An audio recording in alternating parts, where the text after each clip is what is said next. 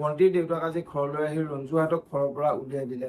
নমস্কাৰ বন্ধু বান্ধৱীসকল, মোৰ এটা নতুন ভিডিঅ'লৈ আপোনালোকক পুনৰবাৰ স্বাগতম জনাইছো। ৰংচেনেল সম্প্ৰচাৰিত হৈ থকা অদম্য জেতা ধাৰাবাহিকখনৰ আজিৰ খণ্ডটো চাবলৈ বহুত বেছি ইণ্টাৰেষ্টিং হ'বলৈ গৈ আছে। যদিহে আপোনালোকে অদম্য জেতা ধাৰাবাহিকখন চাই ভাল পায়, তেনেহ'লে ভিডিঅ'টো এটা লাইক কৰি আমাৰ চেনেলটো ছাবস্ক্ৰাইব কৰি ল'ব, এনেকুৱা ধৰণৰ আপডেট মোক পাই থাকিবলৈ। অদম্য জেতা ধাৰাবাহিকখনৰ যোৱাদিখনত দেখিবলৈ পাইছিলে অনুৰ মাকৰ খোজ আহিছিলে আৰু মাকৰ খোজ অহাৰ পিছত তোৰ আজি পৰীক্ষা নাই, তই কিয় পৰীক্ষা দিবলৈ যোৱা নাই বুলি অনুক সুধিছিলে।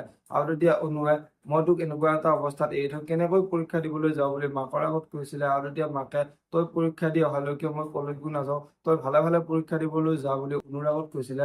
আৰু তেতিয়া অনুৱে মই পৰীক্ষা দি অহাৰ পিছতো তোমাক কলৈকো যাব নিদিওঁ বুলি মাকৰ আগত কৈ অনুক পৰীক্ষা দিবলৈ গৈছিলে।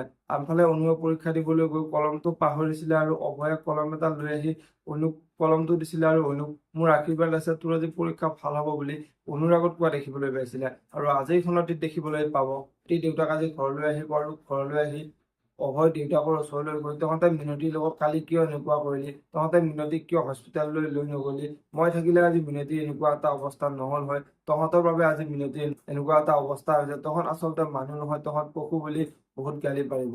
এতিয়া বাৰু অভয়ৰ দেউতাকে ভণ্টিৰ দেউতাকক কি কব দেখিবলৈ পাব অদম্য জেতা ধাৰাবাহিকখনৰ আজিৰ খনটিত। আজিৰ খনটিত ভণ্টিৰ মাক আৰু ৰঞ্জুই মিনতিৰ খবৰ লবলৈ হস্পিতাললৈ যাব আৰু অনুৱে ভণ্টিৰ মাক আৰু ৰঞ্জু অহা দেখি বহুত খং উঠিব আৰু অনুৱে তহঁত এতিয়া ইয়ালৈ কিয় আহিছ, বিপদৰ সময়ত যদি তহঁতে সহায় এটা কৰিব নোৱাৰিলি, এতিয়া তহঁতে খবৰ লবলৈ নালাগে, ভালে ভালে ইয়াৰ পৰা ওলাই যা বুলি ৰঞ্জু আৰু ভণ্টিৰ মাকৰ আগত কব। এতিয়া বাৰু ভণ্টিৰ মাকে অনুক কি কব দেখিবলৈ পাব অদম্য জেতা ধাৰাবাহিকখনৰ আজিৰ খনটিত। যদিহে আপোনালোকে অদম্য জেতা ধাৰাবাহিকখন চাই ভাল পায়, তেনেহ'লে ভিডিঅ'টো এটা লাইক কৰি আমাৰ চেনেলটো ছাবস্ক্ৰাইব কৰি ল'ব, এনেকুৱা ধৰণৰ আপডেট মোক পাই থাকিবলৈ। ধন্যবাদ।